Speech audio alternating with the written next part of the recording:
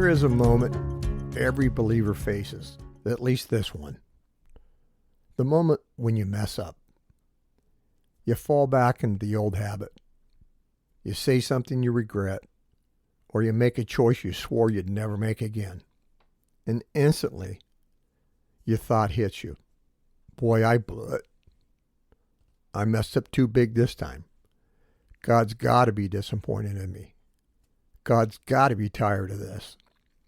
You know, we imagine God reacting the way people do, with frustration, with impatience, with a sign that says, "Really?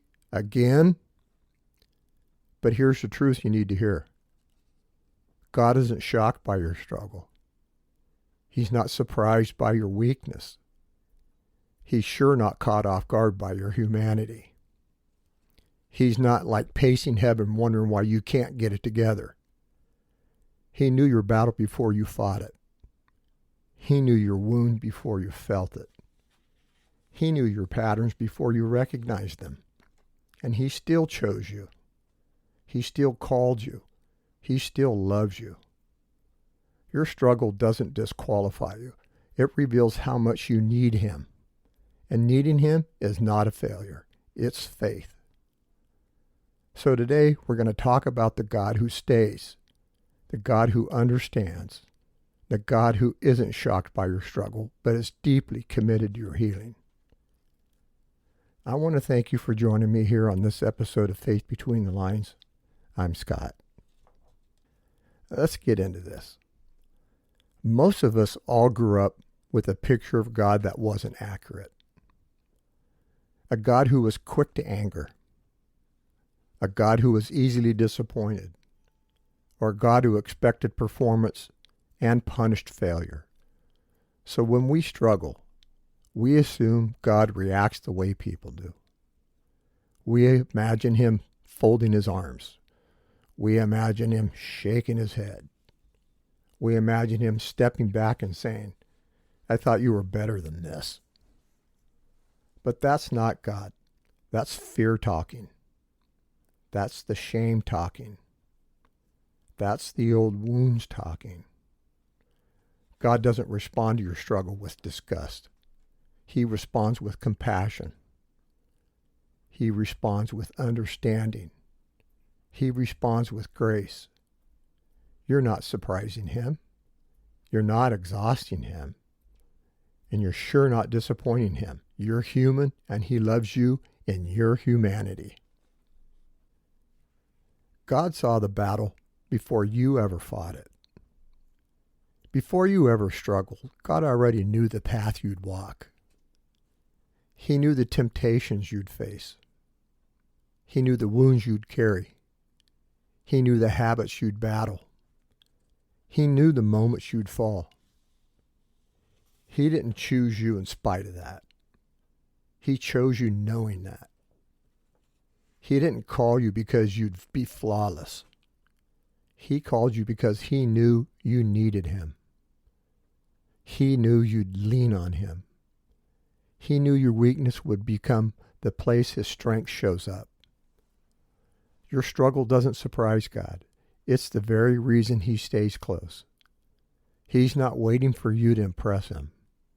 He's waiting for you to trust him. You know, we all struggle along the way, but it doesn't mean that we have failed.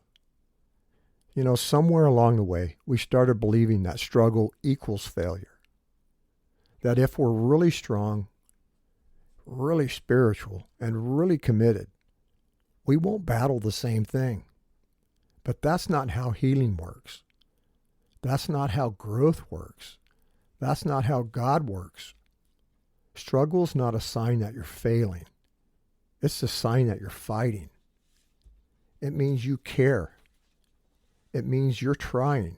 It means you haven't given up. And God honors the fight. He honors the effort.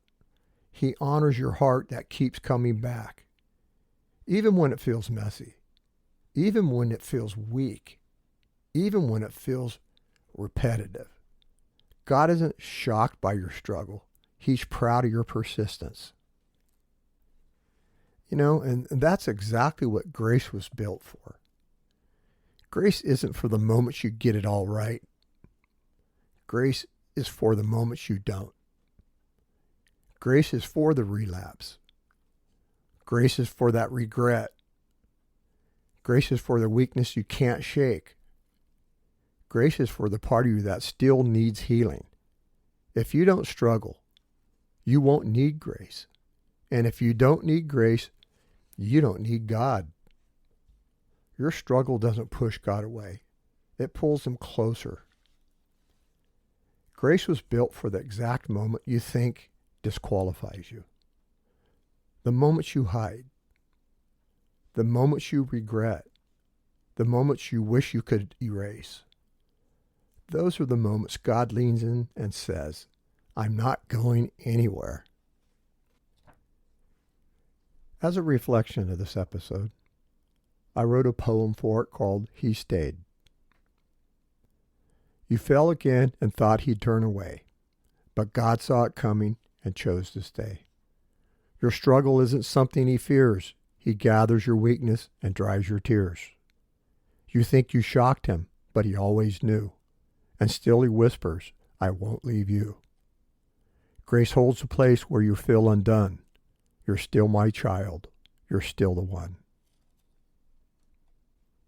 Our life's journey and spiritual journey a lot of times is a struggle. But it doesn't change your identity. It doesn't change your calling. It doesn't change your worth. It doesn't change God's love for you. You are still his.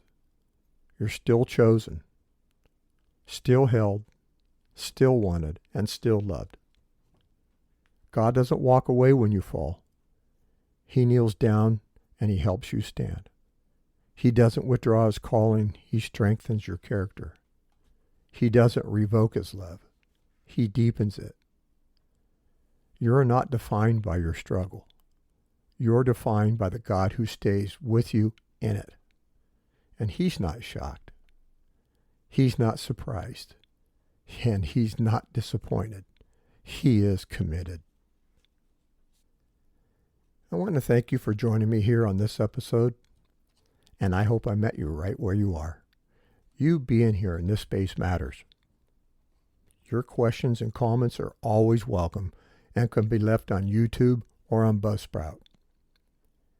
Before I close, I want to take a moment to honor the families and the men and the women of our military. Those who serve, those who have served, and those who stand behind them with quiet strength. Your sacrifice, your courage, and your commitment to this great country do not go unnoticed. May God bless you, protect you, and surround you and your families with peace and gratitude from all of us. We'll see you here on the next episode. And always remember this, you're never walking alone.